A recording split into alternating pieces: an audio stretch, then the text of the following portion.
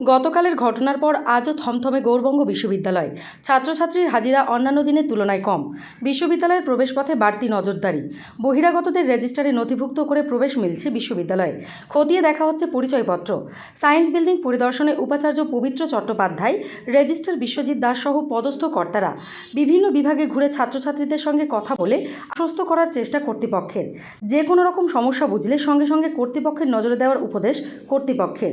বিশ্ববিদ্যালয়ে একা না ঘুরে বেরিয়ে দলবদ্ধভাবে বা অন্তত 2 জন থাকার পরামর্শ। এদিকে জখম ছাত্রী এবং প্রাক্তনী যুবক দুজনের শারীরিক অবস্থা এখনও সংকটজনক। অস্ত্রোপচারের পর আপাতত ক্রিটিক্যাল কেয়ার ইউনিটে রেখে চিকিৎসা চলছে তাদের। আজ সকালে উপাচার্য সহ বিশ্ববিদ্যালয়ের কর্তৃপক্ষ 2 জনের শারীরিক অবস্থার খোঁজ নিতে মেডিকেল কলেজে যান।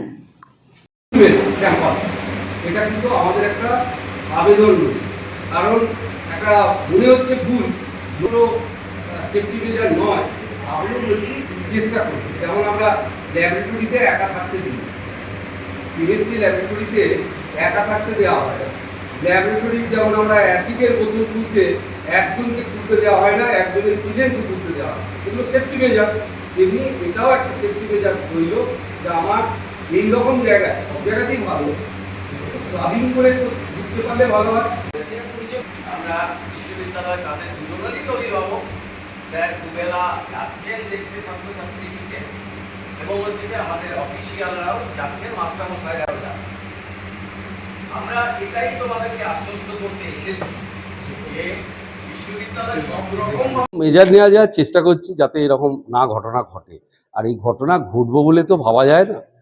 মনে হয় যে one of the incident is called the accident. Accident ছাড়া আর কি বলবো, সেই জন্য আমরা যত রকম মেজার নেওয়া যায় তার চেষ্টা করছি।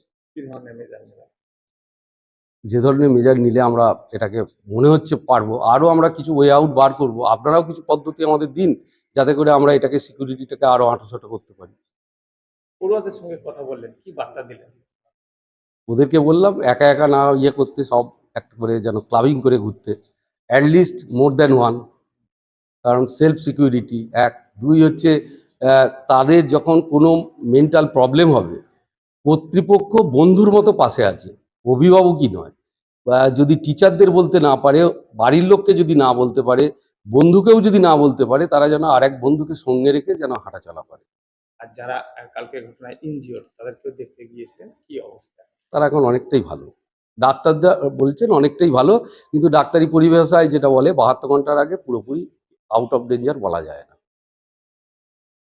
আমরা কালকের ঘটনার পর খুব আতঙ্কে ছিলাম।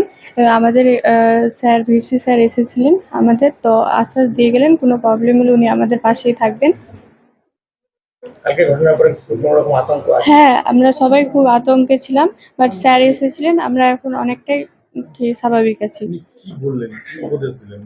তো উনি বললেন যদি কোনো প্রবলেম হয় আমাদের সুপারভাইজারের সাথে আলোচনা করতে, আর নয়তো ওনাকে গিয়ে জানাতে, ইনফর্ম করতে, যাতে মানে আগামীভাবে কোনো সচেতনতা নেওয়া হয়।